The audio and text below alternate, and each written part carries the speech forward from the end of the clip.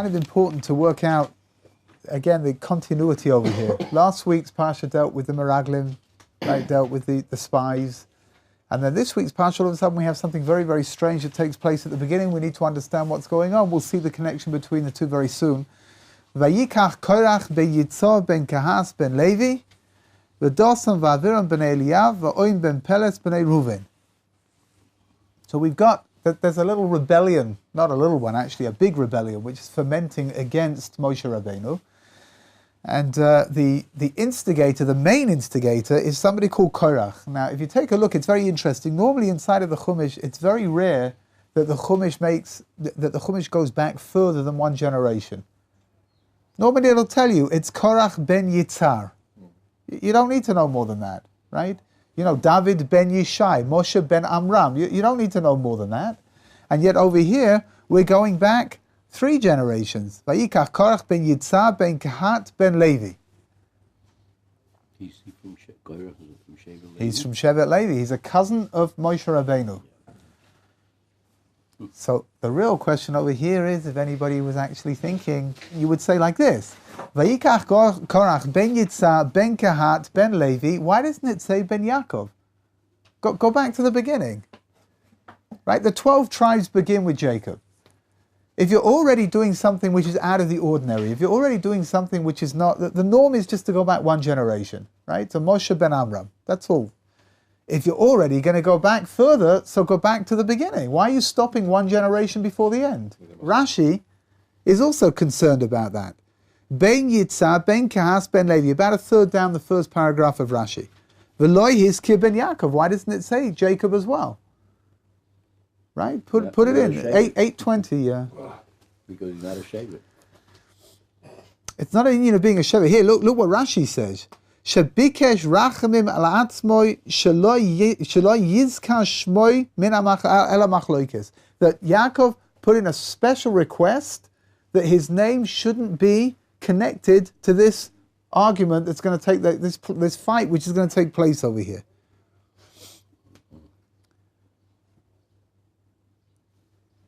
It's a big thing. But there's something else over here which now needs to be explained. Now we understand why it doesn't say Ben Yaakov. And we understand why it doesn't say Ben Yaakov by Dosan V'Aviram as well. The question over here now is why not? We know perfectly well that Levi is Ben Yaakov. We know that.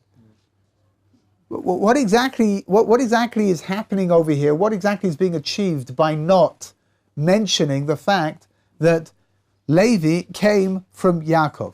We need to know who Korach is, because we have to establish his genealogy in order to know what really he's coming to fight about.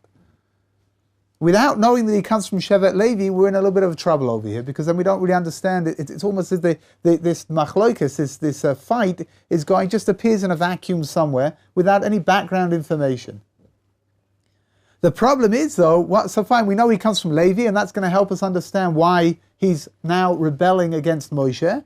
But if it would say Ben Levi, Ben Yaakov, you would imagine that what? That the sin that's being perpetrated over here is originating somehow inside of Yaakov. It's got something to do with Yaakov's DNA, which is being passed over generation to generation, and Yaakov is saying, wait a minute, I have nothing to do with this. As we'll learn in Mitzvah Hashem a little bit later on, we'll see that the machlokes is something which is, it comes out from Korach himself. It's something that he creates, and he imagines that he's got an in over here into the leadership which wasn't given to him, and therefore he's going to do something about it. Over here, the Torah is emphasizing the idea that Yaakov is not involved in this machlokes. It's got nothing to do with him. You should know it's a big thing, really it is, because under normal circumstances, an awful lot of what we do has got a lot to do with our DNA, whether it's physical DNA or whether it's spiritual DNA. So the Meraglim are part of that they do go back to the others? No, here, if you take a look at the Meraglim, it just mentions their father's name. Yeah, it mentions a tribe and the father's name, and that's it. Here, on the other hand, again, Nochama, what's the pshat? We need to know that Korach comes from the tribe of Levi in order to understand where this rebellion is coming from. Why does Korach, of all people, imagine that he can take over? Korach has the most impeccable pedigree. Korach is brilliant. He's the most fantastic Talmid Chacham. He's humongously wealthy, and he comes from the tribe of Levi, and he imagines that he's really the one who should be in the position of Aaron HaKohen or Moshe Rabbeinu. Either one will do. That's why we need to know that he comes from Levi, because if he doesn't come from Levi, then he doesn't really have an angle over here to be able to come and tell Moshe that you're in the wrong position. I should be doing this, not you. Right? But again, the Torah is coming to emphasize that everything that he's doing it from himself. It's nothing to do with some kind of a flaw inside of Yaakov Avinu's DNA that's being transferred one generation onto the next. It stops at Shevet Levi. So let's try to understand. Vayikach Korach, it's a very important Rashi over here.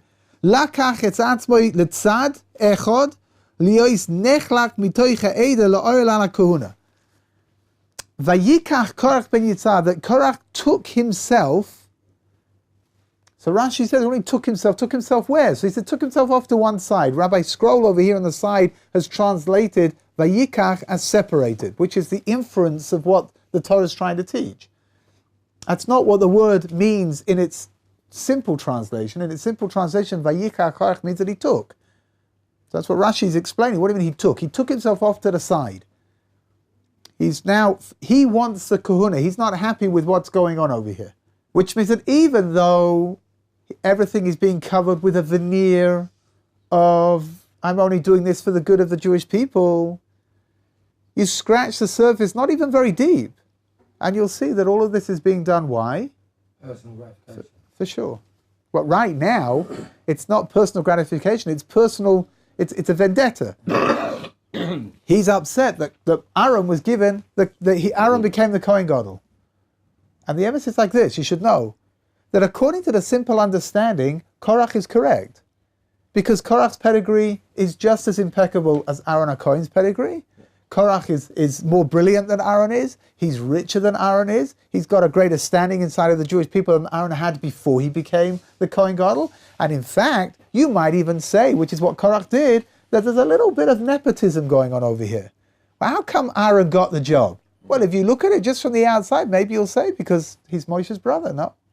Because Hashem put him there. You're being frum. You've got to cut that out.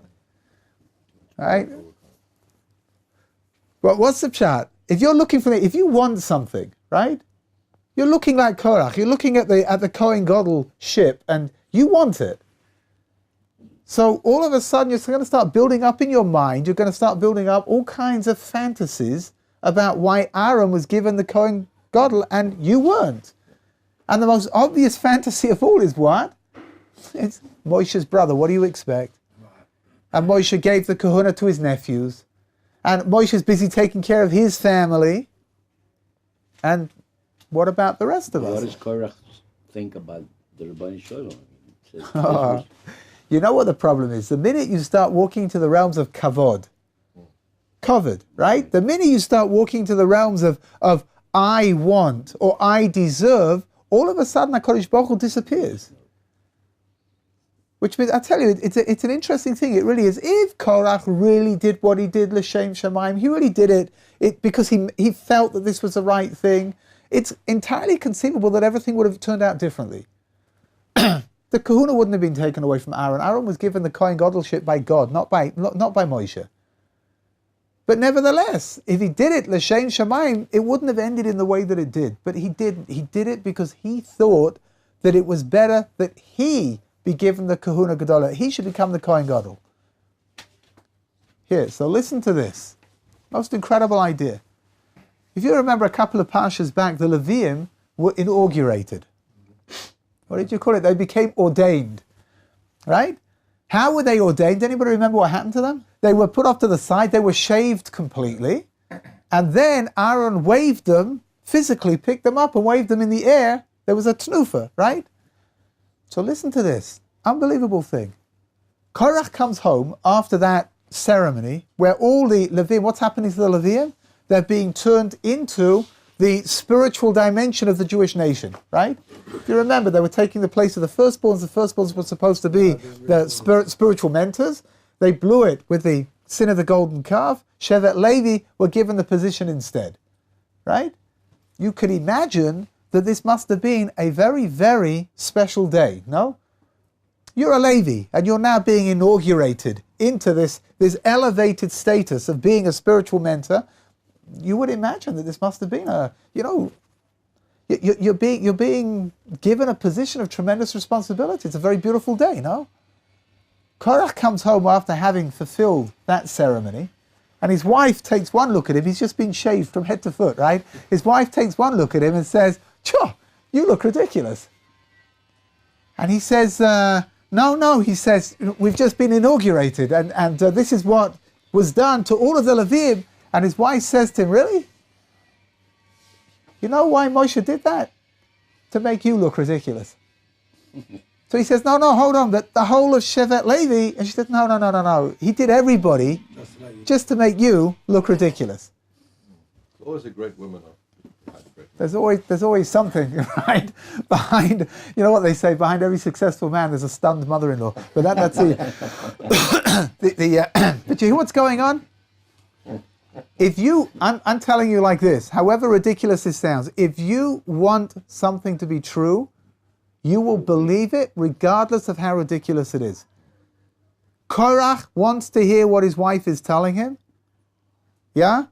And his wife tells him that Moshe shaved 21,999 other Leviim in order to make him look ridiculous. Does that make any sense to anybody over here? No, right? There's not a schmeck of any kind of logic, nothing, right? But if you want to believe it, then you'll believe it. It's enough, it's fine, it's good. Whatever she says is right. You hear the problem? And then it says that he starts thinking to himself, you know what? She's probably right. And all of a sudden, all of the kedusha, all of the holiness of whatever took place in that ceremony is now gone. And the only thing that's left now is what? The feeling of shame. Hey, I look ridiculous. The emissaries like this, they probably did look ridiculous. You ever seen anybody who's completely shaved? I mean, I'm sure they look very strange, I'm sure. So you can look at that and you can say, whoa, he looks weird, right? Or you can look at that and you can say, wow, he just went through a spiritual process, almost like a rebirth. If you remember, I don't know if you remember, we spoke about this, the idea of shaving, the shaving of the Levi. It's like starting all over again, a newborn baby. You're starting again. Everything's going to be dedicated to God. There are two ways of looking at it, right? It's like either it's the most beautiful thing or it's something that's just so strange. And the step from being so strange to Moshe's got something against you, which is why he makes you look like that, it's not very far. It really isn't. So he's now convinced that Moshe Rabbeinu, he shouldn't have the position that he's got. And Aaron for sure shouldn't have the position that he's got. And guess who should have that position? Korach. Good. Let's store all the information away because there's more. V'dosam va'aviram b'nei Eliyav v'oim ben Peles b'nei Reuven. Dosam va'aviram, they are troublemakers from before leaving Egypt. According to the oral tradition, Dosam va'aviram were the two people that were fighting with each other way back when they were still in slavery. And Moshe went to ask them why they were fighting with each other. And in the end, they informed to Paro that Moshe killed the Egyptian, and Moshe's got to run away. Dosam va'aviram are the archetypal thorns in the side of Moshe. Whatever trouble is brewing, they're going to be there. And there's somebody called On ben Pelet b'nei Reuven. Right? On ben Pelet, who is that? We don't really know very much about him. We just know that he's involved in the whole rebellion over here. Yeah? Eliyav doesn't go back to any son of Yaakov. No, because Eliyav is Reuven. It's coming from Reuven. Okay, so when it says like this, Dosam va'aviram b'nei Eliyav v'oim ben Peles b'nei Reuven. Okay, so including Eliyav. Including Eliyav, right? Here, verse number 2. Vayakumu lifnei Moshe v'anashim mibnei Yisrael 50 u'masayim nesi'ei eda kriyei moed anshe Shem. This Korach has done a great job over here. He's managed to foment a rebellion. He's got 250 followers. Now, 250 followers may not sound like very much to you when you've got millions of people in the desert.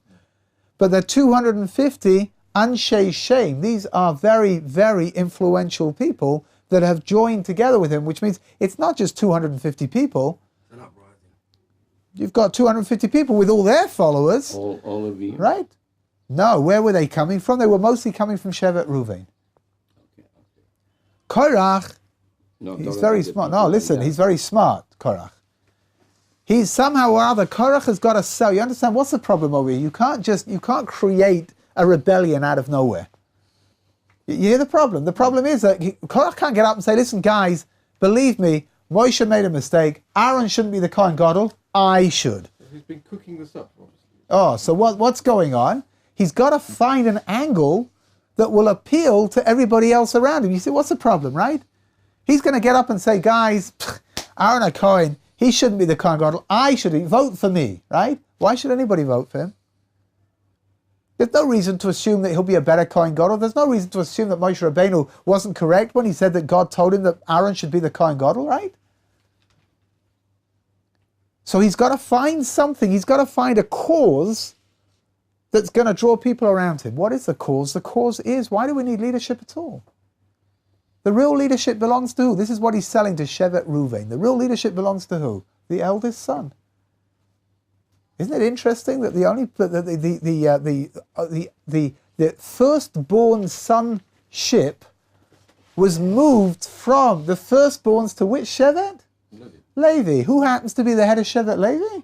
Moshe Rabbeinu. Isn't that interesting? It's what he's selling to Shevet Reuven. He's coming to them, he's saying, I don't know, doesn't sound right to me. And slowly but surely, what's he doing? He's chipping away at Moshe's leadership. To make it logic so he can... For sure, right? Which means that by the time he's going to come in front of Moshe Rabbeinu, this is not just some kind of a rabble that he's got a hold of 250 gangsters that are part of, hooligans that are part of the Jewish people. And he says, come with me, we're going to have some fun. But he's got a whole ideology that's been brought up over here. That's how rebellions work. Even if the original motivation of the rebellion has got nothing to do with the ideology, which happens very often in history. But nevertheless, you've got to sell it somehow. So you sell it to the people as being an ideological thing, and all of a sudden everyone's jumping on. Like you said, he was an intelligent guy. He was brilliant, absolutely brilliant. He happened to be blinded in a certain way by his own brilliance. Which means he was so well connected, and he had such an impeccable pedigree, and he was so brilliant, and he was so rich. Sometimes that so is just too much. He lost the quality of humility. He lost the quality of humility, and he lost it. Well, the minute you lose the quality of humility, you can't see properly anymore. Why was he rich? I mean, it's in the... Oh, we'll get to that as well. Hold on, we're going to get to that as well. What's he doing richer? How come he's richer than everybody else? That's a good question. Hold on to it. ויקהלו על מוישה ועל אהרון ויאמרו עליהם רב לכם כי כל העדה כולם קדושים ובשיחם השם. So listen to what he does. It's incredible. They all gather around Moshe. It's a little bit threatening what's going on over here. It's like a lot of people that are now jostling around Moshe, right? And what does he say? Rav lachem. It's too much for you people. Come on. You can't take everything for yourself. Ki kol ha'eda kulam kadoshim. Everybody is holy over here. You hear what he's selling? What's he selling them? What do you need a Kohen Gadol for at all? Why do you need a high priest? For what? To represent the sanctity and the holiness of the Jewish people? But we're all holy anyway. I want to tell them communism. It's spiritual communism, right? We're all the same. Everybody's equal. You see how brilliant he is? He knows perfectly well that if he comes and he says, I want to be the Kohen Gadol, then what will happen? They'll see through it as just his own ego against Moshe. So now he's going to come and he's going to say, we don't need a Kohen Gadol because everybody's holy, and allow a little bit of, spiritual communism, a little bit of spiritual anarchy, and then they'll realize that they really do need a Kohen Gadol, and guess who's going to step into the spot? Guess who's going to be there just at the right moment, in the right place, and he's going to put himself into that position? Korach. Right? So here, I want to ask you a question. Let's see if anybody, I know it's Sunday morning, it's not fair, right? But nevertheless, see if anybody's thinking. What is wrong with saying Kulam Kadoshim. That's what he's saying over here. He's selling. We're not going to talk about his motivation, right? We know that his motivation is that he doesn't really believe that Kulam Kadoshim. What's it called? First amongst equals. Yeah, he believes that he's more holy than everybody else. He believes that for sure. But if he comes and he's selling them our bill of goods, which is Kulam Kadoshim, what's wrong with spiritual communism? What's wrong with it? Is he right or he's not right? Oh, so listen, Rav Hirsch says the most incredible thing over here. There's a parsha in Sefer Vayikra called Parshas Kadoshim. Over there, HaKadosh Baruch Hu says, you need to know a little bit of Hebrew. Over there, HaKadosh Baruch Hu says, Kadoshim Tihiyu. What does that mean? You will be holy. Kadoshim Tihiyu. Future. You will be holy. Along comes Korach and he says, Kulam Kadoshim, everybody's holy. What's Korach suggesting? That's it. You've made it. Wherever you're supposed to reach, you've reached it. You've done what you're supposed to do. You're finished. HaKadosh Baruch Hu says not like that. God says no. God says that the logo of the Jewish people, one of the logos of the Jewish people needs to be Kadoshim Tihiyu. You'll never reach that level. There's always more that you can do. There's always greater vistas of holiness that you can enter into and that you can continue growing. Your spiritual aspirations need to be like your trouser waist, like your waistline. It needs to be elastic. You've got to be able to keep growing, right? What your spiritual aspirations are today, in Mitzvah Hashem, next week or in 2 weeks' time or in a month's time, when you get close to what it is that you're aspiring towards, you can push out further. Don't ever be satisfied. Spiritual aspirations need to be greater than what you think you've accomplished. Absolutely, right? You need to be proud of your accomplishments. But the pride of your accomplishments needs to be the springboard that's going to push you on further. Always on further. Never be satisfied with your spiritual attainments. Again, listen carefully. Be proud of what you've achieved. But don't be satisfied with what you've achieved. Korach is selling a bill of goods, which is really the antithesis of what God's trying to teach us that we have to do. Korach is teaching Kulam Kadoshim. Everybody, that's it, we've made it. And I tell you, the truth is like this. If we really had made it, maybe he would be right. Maybe we don't need a Kohen. Everyone can be their own Kohen Gadol. And if everyone's a Kohen Gadol, then no one's a Kohen Gadol, right? That would imply perfection. Absolutely, right? Oh, but you see, all of a sudden, you know what? It's all beginning to make an awful lot of sense, no? Because if there's one thing that you can sell to people that will get them excited, it's the idea that they've reached perfection. You don't have to do any more. Even though deep in their hearts they know perfectly well they're not perfect, and they know perfectly well that they've got to work, and they know perfectly well that they haven't finished. But when somebody comes along and says, wow, that's fantastic, that's perfect, there's that moment of, that's it, I'm done, I'm finished, I don't have to worry anymore. And that's exactly what Korach is selling them. It's a brilliant plan, it really is. And he's going to allow them to imagine that until they realize that it's not true. And then they're going to come to Korach and they're going to say to Korach, hold on a second, we need a little bit of help over here. And Korach will say, well, okay. Why are you coming to little old me? But whatever, okay. That's what he's selling. It's unbelievable what he's doing here. Verse number 5. Vayishma Moshe v'yipol al panav. Vayishma Moshe. Moshe here, he knows exactly what's going on. And he sees exactly what's happened. And he sees all the people that are gathered around. So what does he do? He falls on his face. We spoke about this last week. What does falling on your face mean? Yeah, what does falling on your face? What does it mean? I abdicate. The Meraglim was Moshe and Aaron that fell. Oh, but over here, the rebellion is against Moshe. It's not against Aaron. Aaron is just a side issue over here. But you hit Pshat. What's he doing? By falling on his face, what's he doing? He could have turned around to the Jewish people and he could have said to them, listen, guys, come on, cut it out. You know as well as I do that God put me in this position. Yeah? Of course he could have done that. Why didn't he do that? Because he is so humble that he's saying that if the Jewish people don't want me to be their leader anymore, then I don't have to do this. I'm here to serve you. The ultimate, you should know that the ultimate level of service is to give up your leadership. You should know that Moshe's greatest aspiration is to be obsolete. There shouldn't be any need for him. He should be able to be one of the people and to be able to have a relationship with HaKadosh Baruch Hu, and everyone should be on the same level as Moshe, and everything would be fantastic, no? Because he's genuinely not doing it for the limelight, for egotistical pleasures. Absolutely not. He didn't want it to begin with, right? And now he's saying to the Jewish people, if you don't want me, it's fine, really. Take whoever you want. So here, I've already done something very naughty and asked you a question on a Sunday morning. So let me ask you another one. When was the inauguration of the Levium? When was it? It was a little while back, right? It was before the Meraglim.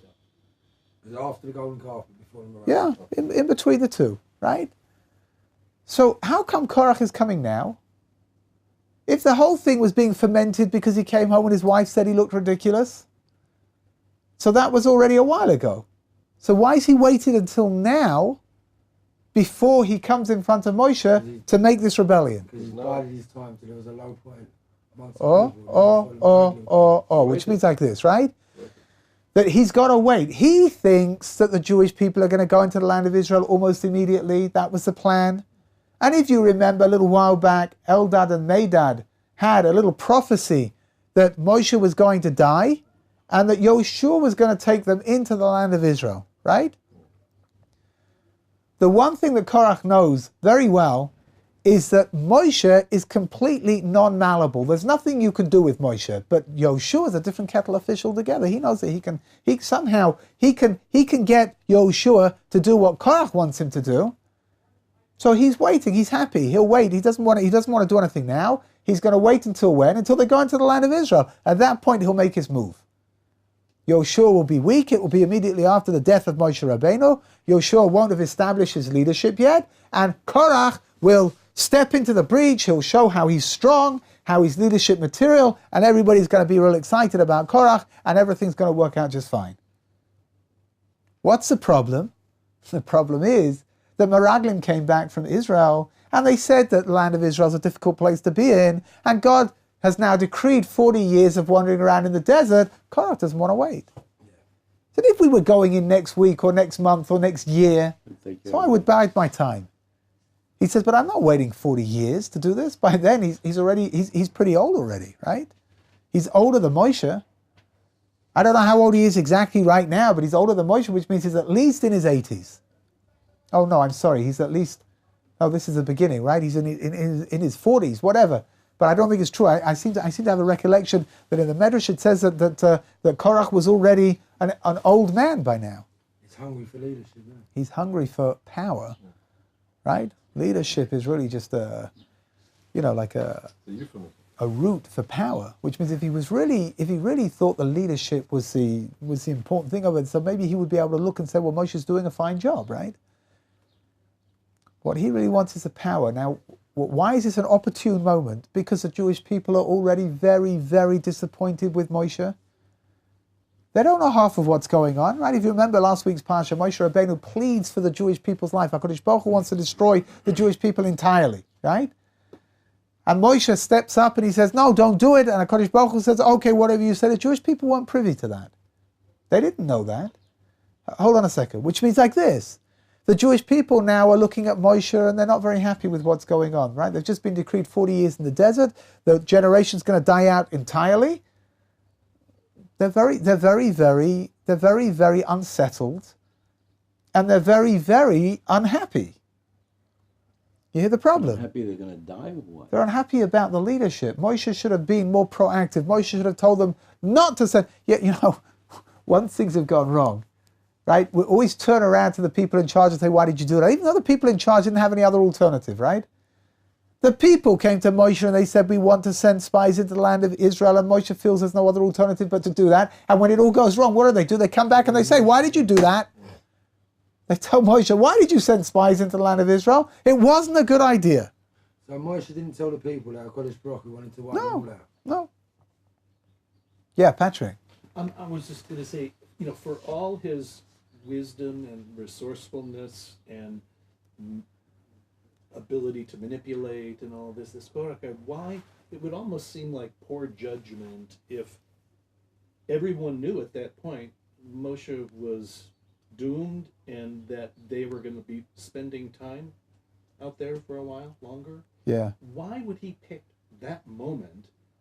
Because to this seek right more? now, this is Moshe's lowest moment in leadership, which means this is about as low as it's going to get.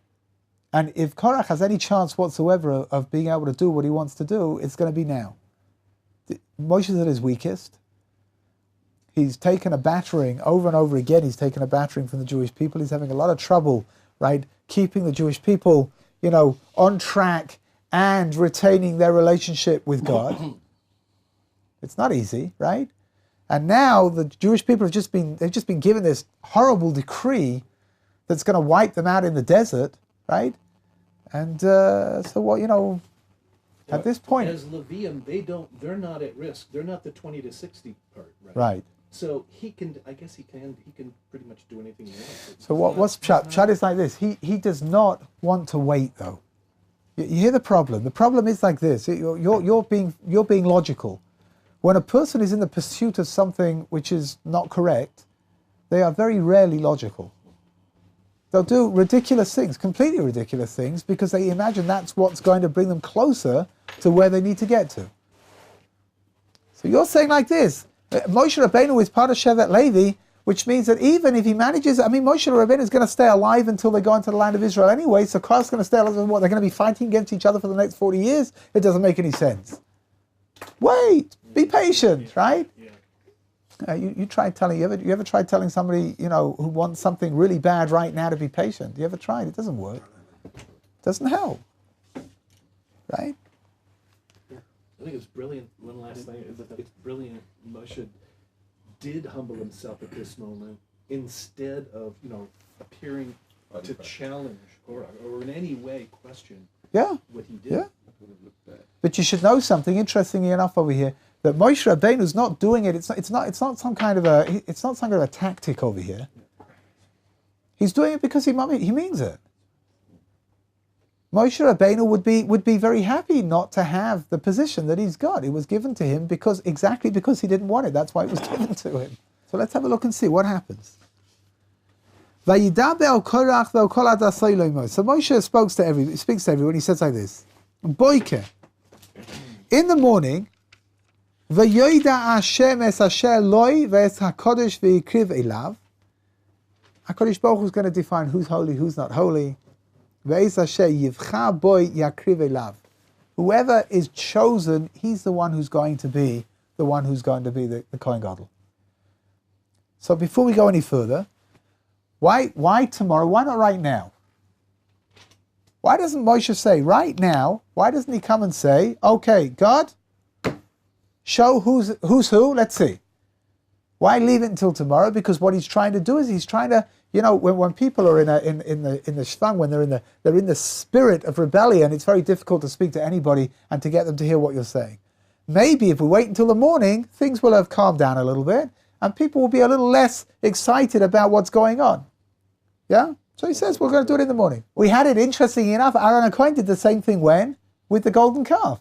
After the golden calf was created, he says to them, okay, Chag LaHashem Machar. Tomorrow we're going to have a party. Why wait till tomorrow? Because he was hoping that in the meantime, all of that intensity will have petered out, and by tomorrow there'll be less people getting involved over here. That's what Moshe's hoping for as well. So I want to tell you over a few things that Korach, he's a smart guy, this Korach, right?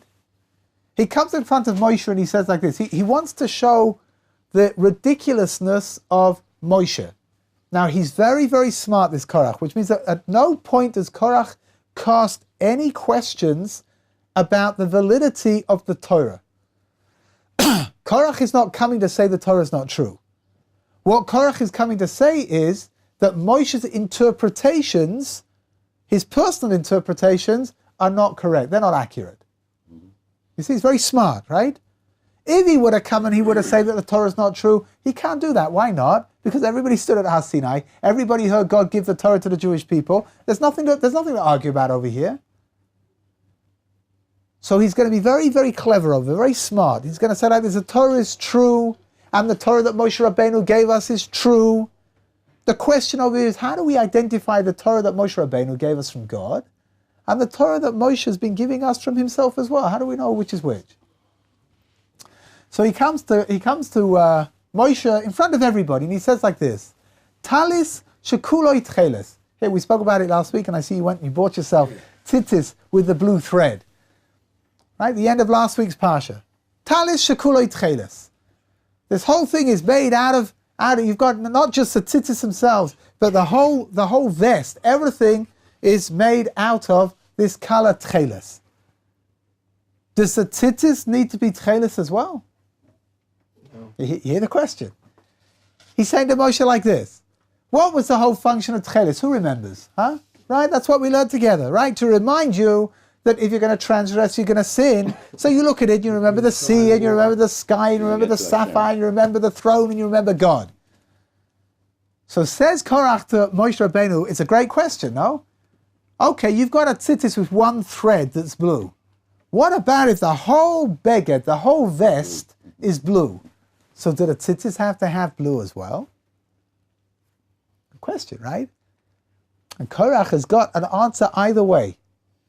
Which means if Moshe Rabbeinu says, no, of course not, because if the beged is blue, then you're fulfilling the need for the blue has been taken care of, and you don't need to have it on a tzitzis, right?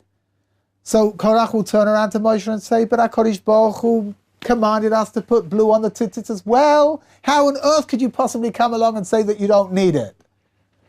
And if Moshe Rabbeinu would say, but of course you do, because HaKadosh Baruch Hu commanded us that we have to have blue on the tzitzis, he would say, but that's ridiculous, because the whole point of the blue is to remind us not to sin. And if the whole vest has got the blue on it, then for sure you don't need it. Whatever Moshe was going to answer, He was going to have a retort. he's going to rebut it with the other way, just to make Moshe look ridiculous. Says Korach to Moshe, you know, Cheder, Shemole Sifrei Torah. You got a room that's full of Sfarim, full of holy books. Do you have to put a mezuzah on the door? What's the function of the mezuzah? The function of the mezuzah is to remind you of God. When you walk into a room that's full of Sifrei Kodesh, it's full of holy books.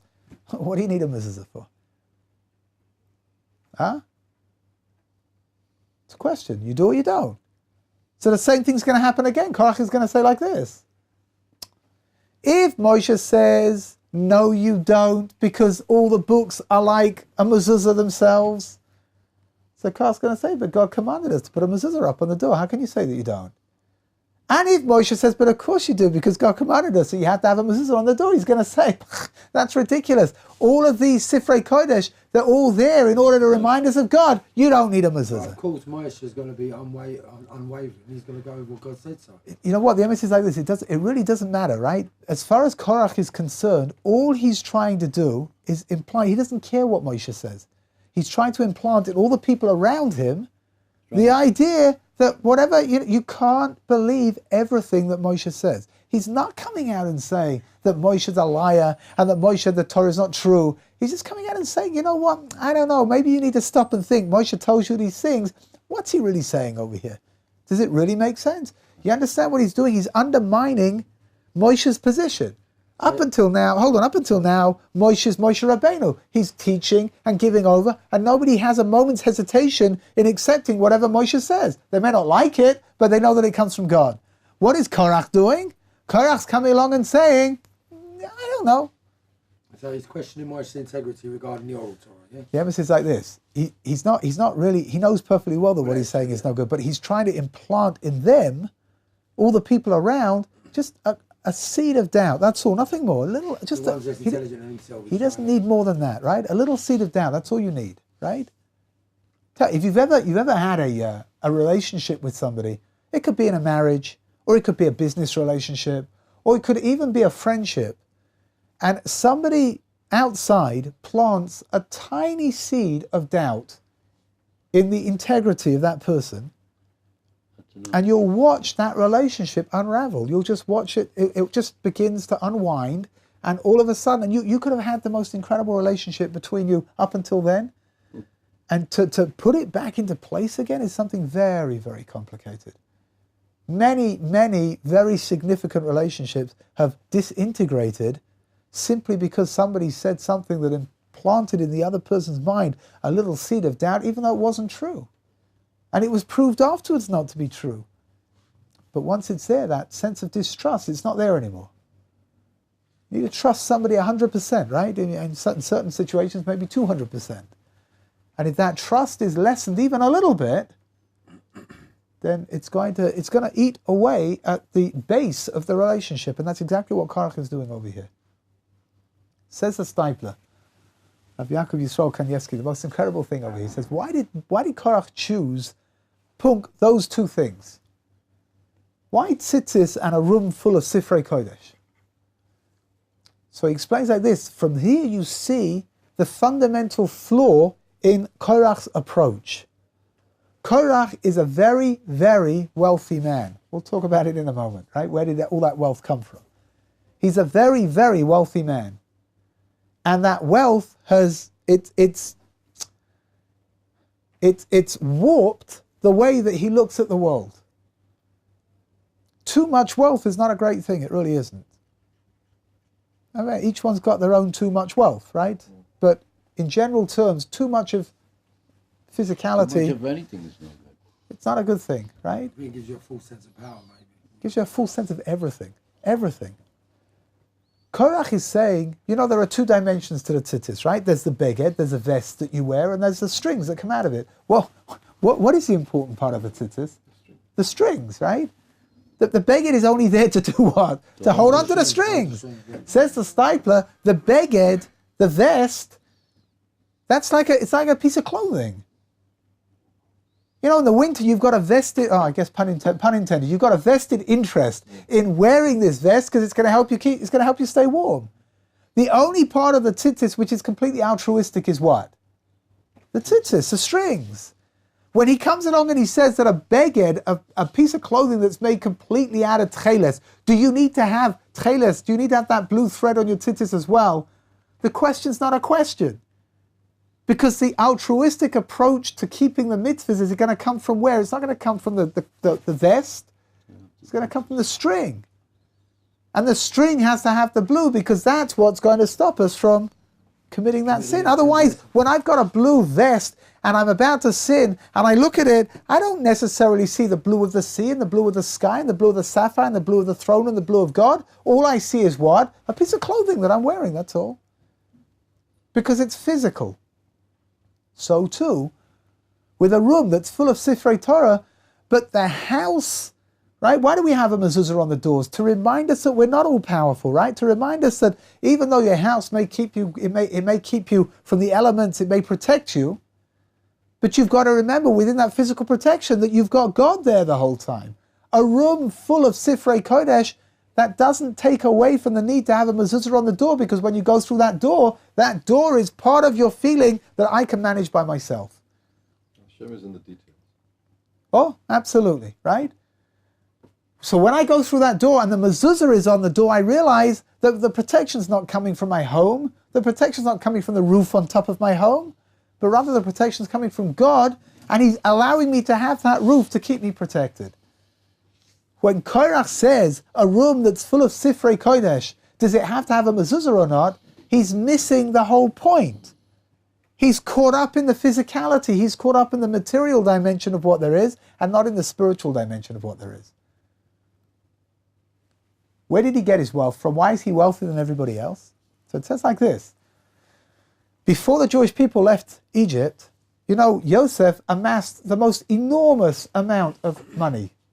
Right? All this money came pouring in to buy grain from all over the world, and the coffers of Paro were exploding. They didn't know where to put all of this stuff.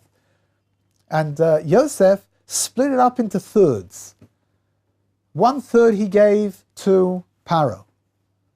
1/3 was put away in order to help the Jewish people when they left Egypt, and 1/3 was put away in order to keep it for the future. It says that Korach, when everybody else was busy asking for gold and silver from the Egyptians before they left, Korach was busy looking for that third that had been stored away somewhere, and he found it.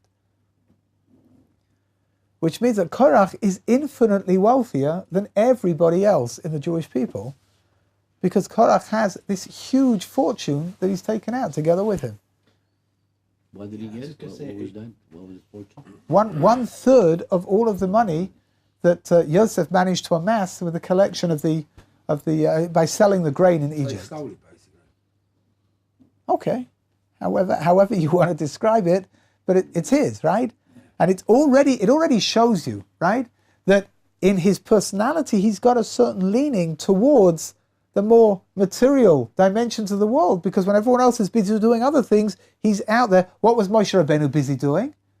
When everyone was busy looking for gold and silver, where was Moshe Rabbeinu? Looking for the body of Yosef to take it out. Everyone's focusing on what's important for them, right? For Moshe Rabbeinu, the important thing is to fulfill the spiritual will of Yosef HaTzadik. For Korach, the important thing is that he wants to get his hands on that money. And he manages to do it. So we see already from the beginning that even though Korach is a brilliant man, and even though Korach is a tremendous Talmid Chacham and has tremendous leadership abilities as well, but there's something wrong with all of this. There's something flawed inside of all of it, which is the basis of where this is all coming from, is too much money. Koichi v'otzem yodi. That's what it's called in the Torah, that somebody begins to believe in their own powers. One of the things in Mitzvah Hashem we'll see tomorrow, but one of the things that we see over here is that Korach has no problem with the 250 followers. He has no problem with giving each one like a frying pan, a pan. These things were pretty expensive, right? He just takes them out of his house, gives 250. He's got 250 to spare. Who's got that? Goodness sakes! I mean, most people. He's buying them all. We see, he knows what he's doing, right? But unfortunately, with all of that tremendous knowledge and with all that tremendous pedigree that he's got, he's doing it wrong because he's factoring himself into all of this. His ego is causing him to look at everything the wrong way. We're going to stop over here in Mitzvah Hashem. Tomorrow we'll see the most incredible thing is going to take place over here. Why it's going to take place, what is going to take place. You're going to have to come back tomorrow to find out.